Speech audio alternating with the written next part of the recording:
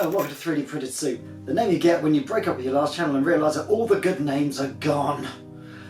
Last week we printed some sci-fi vehicles. This week we're going to print some more. I found some really good sci-fi superbikes on Thingiverse, links in the description. So let's print them out and see if they match and are as good as the last ones I printed.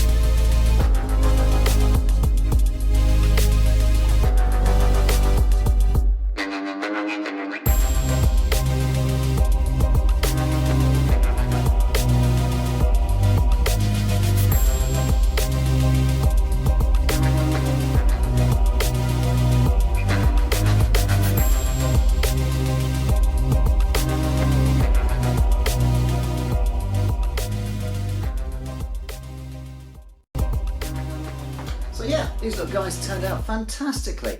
They're a little bit blocky, but I kind of like that. Very big sort of front and back tyres. And although the layering is a little off on some of it, I think that just kind of adds more to the boot itself, makes them look a little bit more used and a bit more roughed up. So yeah, very happy with the way these turned out. Next week we're going to try doing some Shadowrun buildings and sort of street debris. I may even try and do a full Shadowrun street scene.